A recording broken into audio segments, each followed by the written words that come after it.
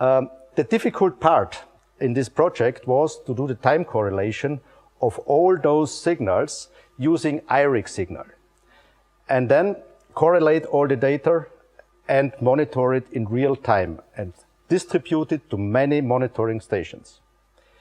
Let's talk to Jake Rosendahl, who was project leader from Dewesoft site in Florida. Hello, Jake. This is a fantastic vehicle. What was the challenge in this project? Hi, Herbert. Thanks for having me. Really excited to talk to everybody about what we're doing at Kennedy Space Center with NASA and Dewesoft. The crawler is an awesome vehicle, carrying around as much weight as it does.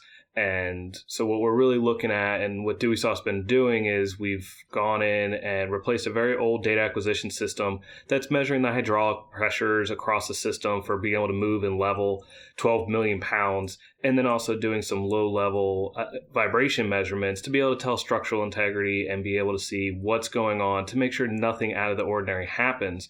So they are looking for keep everything within tolerable limits, because if anything alarms and anything with these measurements, they need to stop and figure out exactly what's going on. When you're carrying 12 million pounds around, don't want anything really going haywire or anything at all different.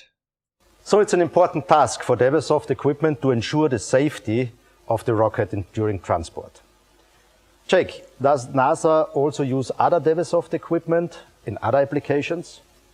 Yes, Herbert, there's actually a lot of fun things we're working on Kennedy Space Center with. One unique thing, people think, Kennedy, they just launch rockets, right? No, they're actually tasked also with recovering the Orion capsule after it splashes down in the Pacific Ocean after everything's all said and done. Like everything with space travel, nothing can be easy, and it all has very unique challenges. And because the Orion capsule, it's fragile. It's designed to fly through space and come back safely, but it's not designed to be lifted and moved around except by a rocket. So it wasn't designed to actually be lifted out of the water like the old Apollo or the Gemini Mercury capsules by a helicopter. Those were designed to have the structural integrity to be picked up by the top.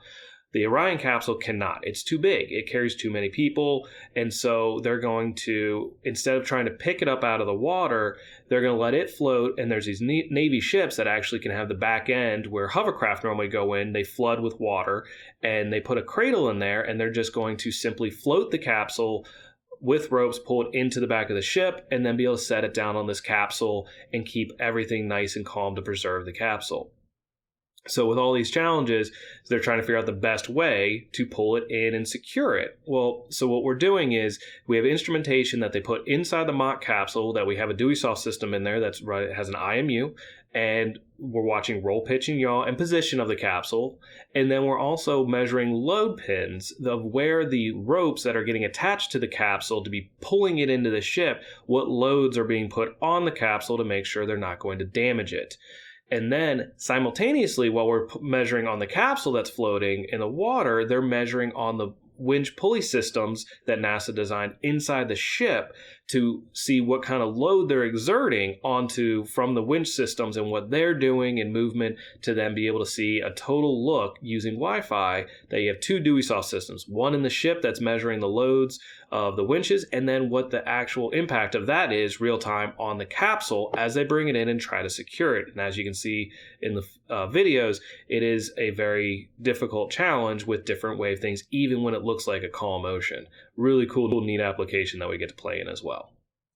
Thank you so much, Jake, for these great applications. It's always very interesting to see what you do up there in the US. Greetings to all the team over there, and yeah, have fun.